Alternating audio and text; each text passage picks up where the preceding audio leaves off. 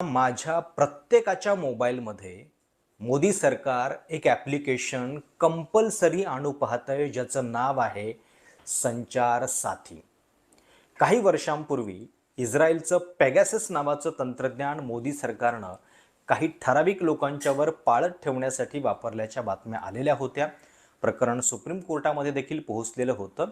पण आता हा संचार साथी म्हणजे पेगाससचा भारतीय आविष्कार म्हणावा लागेल आणि हे जर कंपल्सरी झालं तर पेगाससची सुद्धा गरज उरणार नाही. इतका सहजपणे नागरिकांचा प्रत्येक डेटा सरकारच्या हाती उपलब्ध असेल. खूप गदारोळ होतोय, त्याच्याबद्दल दावेसुद्धा खूप केले जात आहेत.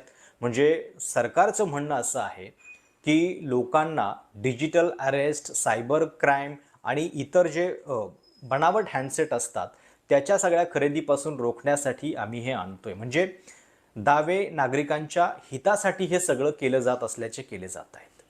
साहजिक आहे, वणतारा जसं प्राण्यांच्या हितासाठी आहे हे दाखवलं जातं. नोटबंदी जेव्हा झालेली होती तेव्हा ती अर्थव्यवस्था बळकट होणार आहे यासाठी करतोय असे दावे केले जात होते.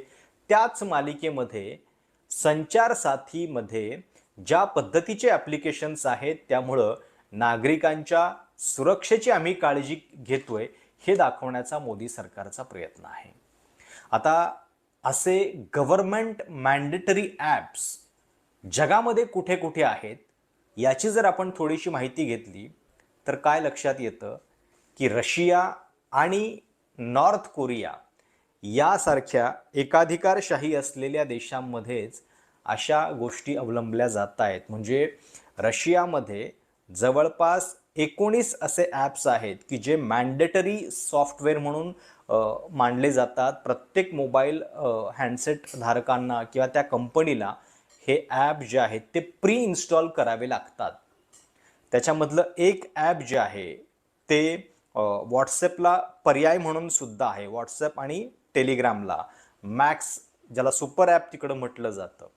आणि नॉर्थ कोरियामध्ये सुद्धा अशा पद्धतीचे काही प्री मॅन्डेटरी ॲप्स आहेत. दाखवताना ते ॲप्स तुम्हाला इतर काही हिंसक घटना म्हणजे जसं की सुसाईड असेल किंवा इतर गोष्टींपासून रोखण्यासाठी किंवा ते शब्दच मुलांच्या कानावरती पडू नयेत यासाठी आणतोय असे दावे केले जातात. पण प्रत्यक्षात त्याचा वापर जो आहे तो अशा हेरगिरीसाठी केला जातो, नागरिकांच्यावरती नियंत्रणासाठी केला जातो. आता संचार साथीबद्दल सगळ्यात बेसिक गोष्ट ही आहे की ऑलरेडी हे ॲप्लिकेशन बाजारामध्ये आहे, सरकारनं ते आणलेलं आहे.